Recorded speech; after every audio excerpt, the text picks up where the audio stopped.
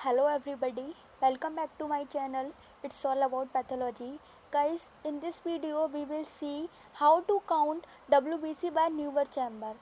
So, before moving forward, if you are new on my channel, so please don't forget to subscribe my channel and also press the bell icon so that you can get notifications my all upcoming videos. So, let's begin the video. So guys, here we will see which instrument we need at the time of testing. Because जब हम WBC को count करते हैं, जो WBC counting का method होता है, उस मेथड में हमको कौन कौन से इंस्ट्रूमेंट और इक्विपमेंट की ज़रूरत पड़ती है वो हम यहाँ पर देखेंगे. तो गाइस, सबसे पहले हमको जो एंटीकोगुलेंट ब्लड होता है और जिस पेशेंट की हमको WBC काउंट करनी होती है, उस पेशेंट का हमको एंटीकोगुलेंट ब्लड चाहिए जो EDTA बाइल में होना चाहिए. देन सेकंड हमको WBC डाइल्यूटिंग फ्लूइड चाहिए, then microscope, then pipette, then Neubauer chamber, then cover slip और अल्कोहल पैड्स. ये सारी चीज़ें हमको at the time of WBC counting चाहिए. तभी जो हमारा मेथड है, तभी जो हमारा एक टेस्ट होता है वो हो सकता है. ओके, सो देखते हैं आगे. गाइस, यहाँ पे हम देखेंगे कि किस तरीके से न्यूबर चैम्बर दिखता है, how Neubauer chamber look like. Okay, so आप देख पा रहे हैं कि न्यूबर चैम्बर इस तरीके का दिखता है. न्यूबर चैम्बर में ये जो आपको दो एरियाज़ दिख रहे हैं, ये दो एरियाज़ होते हैं जिसमें हमने सॉल्यूशन बनाया होता है डाइल्यूटिंग फ्लूइड और ब्लड का मिक्स करके. वो सॉल्यूशन को हमको यहाँ पे फिल करना होता है और फिल करने के बाद हम ये जो हमारा न्यूबर चैम्बर है, इसको हम माइक्रोस्कोप में लगाते हैं और देन हम WBC काउंट करते हैं. तो इसी तरीके का जो चैम्बर होता है वो दिखता है. ओके, देन आगे बढ़ते हैं. गाइज़, यहाँ पे हम देखेंगे, आपको ब्लड के बारे में तो सबको पता है कि जो एंटीकोगुलेंट जो EDTA बाइल होती है उसमें एंटीकोगुलेंट रिएजेंट पड़ा होता है, इसलिए ब्लड क्लोट नहीं होता. तो हमको इस टेस्ट में WBC काउंटिंग के लिए एंटीकोगुलेंट ब्लड चाहिए होता है. देन हमको WBC जो डाइल्यूटिंग फ्लूइड होता है उसकी बात करते हैं कि उसमें ऐसा क्या होता है, उसमें ऐसे कौन से कंपोनेंट्स होते हैं जिसको हम WBC काउंटिंग के लिए यूज़ करते हैं. सो गाइस, सबसे पहले इसमें ग्लेशियल एसिटिक एसिड होता है. ये जो फ्लूइड है इसको हम टर्क फ्लूइड भी बोलते हैं. कई बारी एग्ज़ाम में पूछ लिया जाता है कि टर्क फ्लूइड कौन सा फ्लूइड होता है, तो इसको हम WBC डाइल्यूटिंग फ्लूइड और टर्क फ्लूइड दोनों नेम से जानते हैं. ओके, ये पर्पल कलर का एकदम क्लियर्ड फ्लूइड होता है, इसमें कोई भी पार्टिकल्स नहीं होता और इसकी सबसे अच्छी चीज़ कि ये रूम टेम्परेचर पे स्टेबल रहता है. देन देख लेते हैं इसमें ग्लेशियल एसिटिक एसिड होता है, उसका काम होता है RBCs को लाइसिस करना, जिससे कि जो WBC हम काउंट करें तो कोई प्रॉब्लम ना हो. RBC बीच में आके RBC अगर लाइसिस नहीं होंगी तो WBC हमको अच्छे से नहीं दिख पाएंगी. तो इसीलिए इसका काम है फर्स्ट ग्लेशियल एसिटिक एसिड का RBCs को लाइसिस करना. देन जंक्शन बायलेट, इसका काम क्या है, ये जो WBCs की न्यूक्लियस होते हैं उनको स्टेन करता है और इसमें डिस्टिल्ड वाटर होता है जिसका काम होता है फ्लूइड के pH को नॉर्मल रखना, स्टेबल रखना.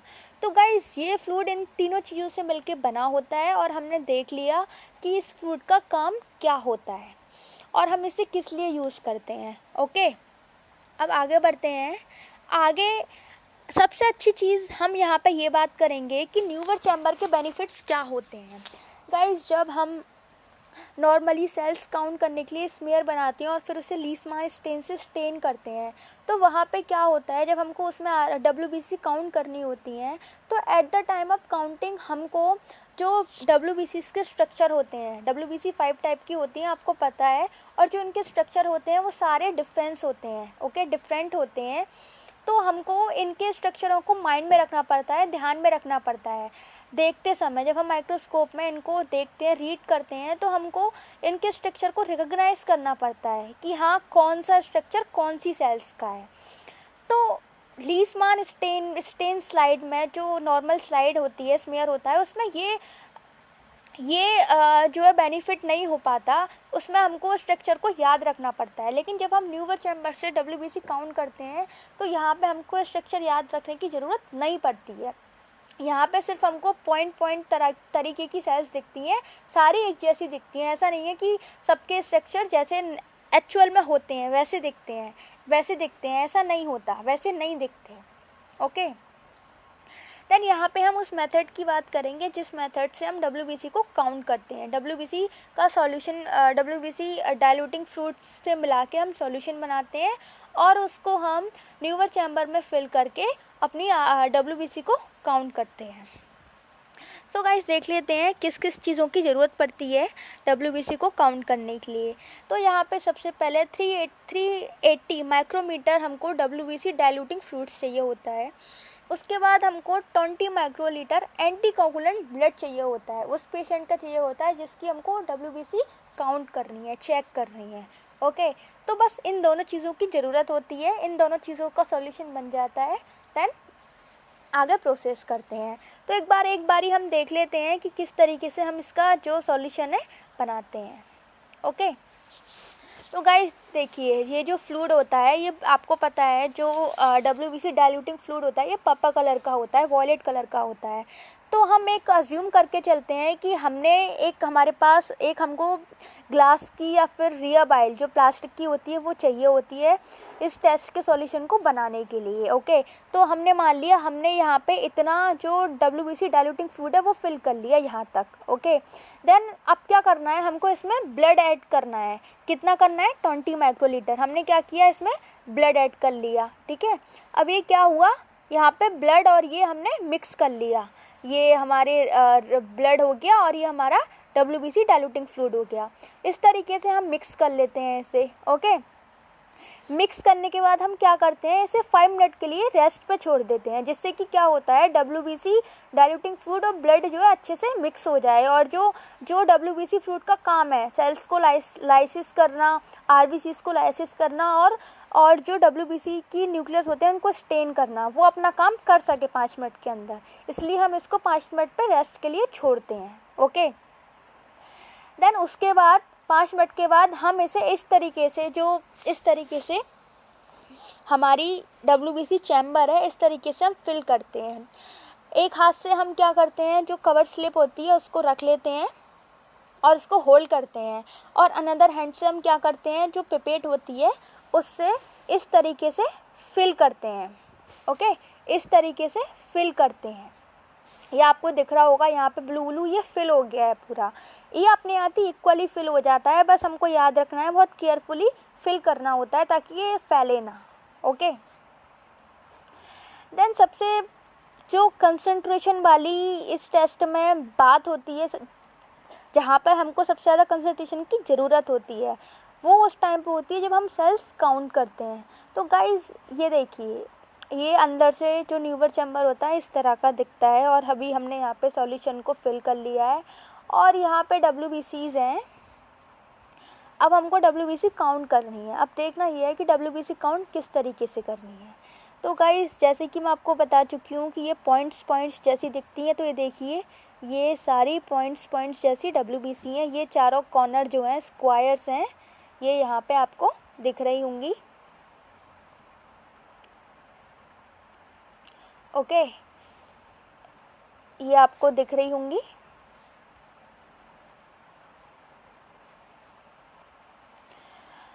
हम इसको काउंट कैसे करेंगे, हमको देखना ये है।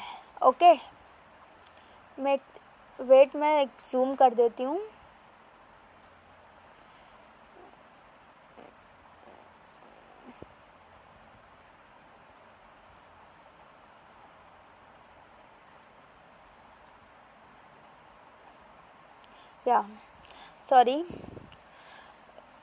तो मैं यहाँ पे जूम कर देती हूँ और हम यहाँ पे देखेंगे। अब देखिए गाइज़, यहाँ पे आपको इस स्क्वायर में पता लग रहा है कि किस तरीके से हमको काउंट करनी है। हमको काउंट करनी है तो इस तरीके से करनी है, ये डायरेक्शन हमारा काउंट का होना चाहिए, ये डायरेक्शन। ऐसे नहीं कि पहले हमने ऐसे करी फिर हम दोबारा यहाँ से काउंट कर रहे हैं, फिर हम दोबारा यहाँ से काउंट कर रहे हैं। तो ऐसे नहीं करनी है, हमको करनी कैसे है, ऐसे करके ऐसे करके ऐसे करके ऐसे करनी है। पहले ये वाली लाइन की, फिर वहाँ से स्टार्ट नहीं करना है दोबारा। जो नेक्स्ट लाइन है उसमें आगे से ना करके पीछे से ही स्टार्ट करना है, ठीक है। तो मैं आपको एक बार और बता देती हूँ। देखिए हम कैसे काउंट करेंगे। जैसे कि ये जो हमारे इसमें लाइंस हैं, स्क्वायर्स हैं, जैसे कि इसमें सबसे पहले इसमें 3 हैं, ओके, 3 काउंट कर लिए। देन 3 के बाद इसमें भी 3 है, 3 के बाद 6, देन इसमें 3 है 9, देन 12।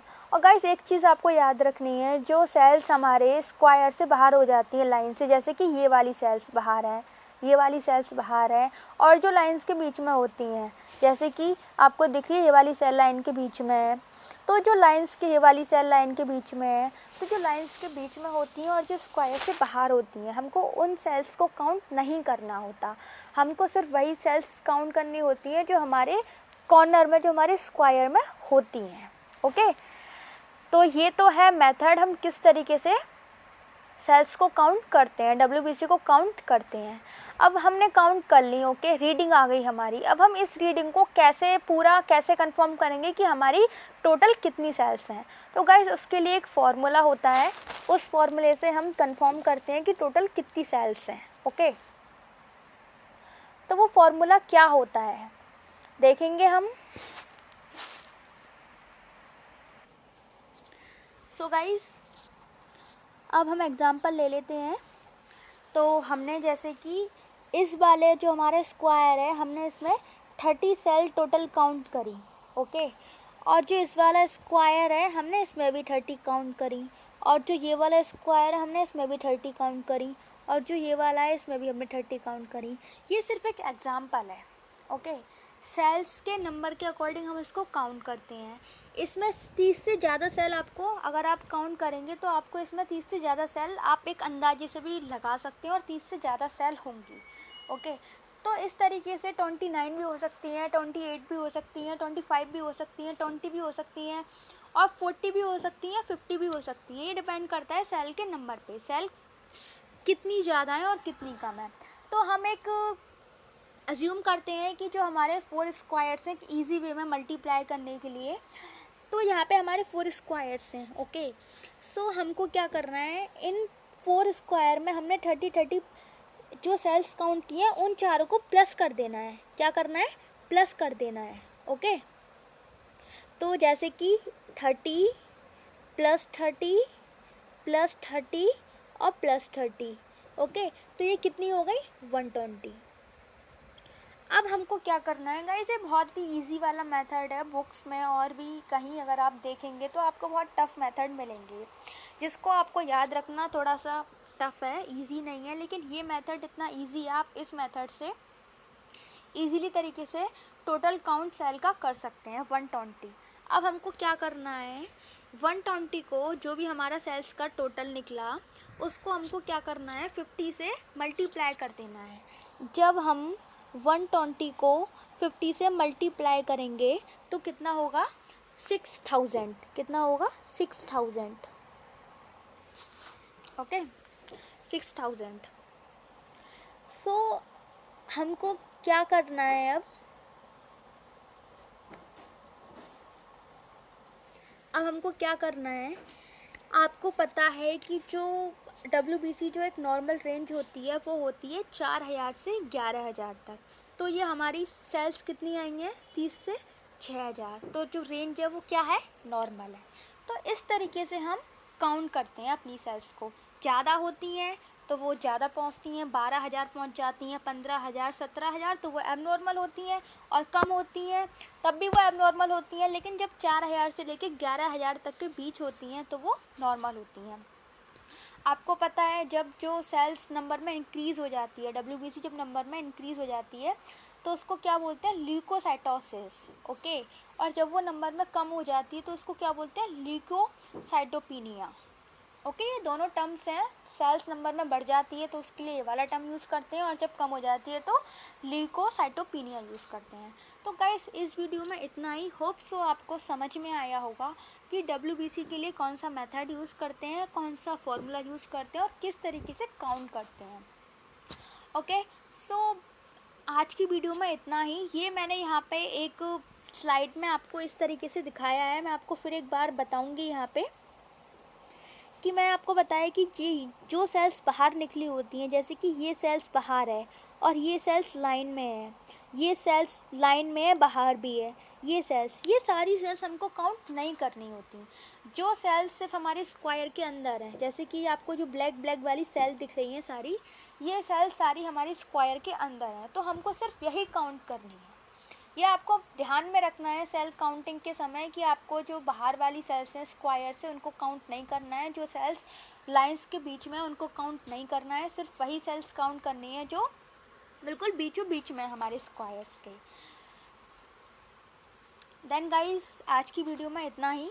वीडियो कैसी लगी ज़रूर बताएं कमेंट करके, और वीडियो पसंद आए तो लाइक ज़रूर करें और अपने फ्रेंडों को भी शेयर करें। और जाते जाते गाइस मेरे चैनल को सब्सक्राइब भी कर दें, जिससे कि आपको आगे आने वाली वीडियोस मिल जाएं, और साथ ही साथ में ये जो बेल आइकन है इसको भी प्रेस कर दें, जिससे कि आपको मेरी वीडियो की नोटिफिकेशन टाइम पे मिल जाए। So thank you so much for watching my video.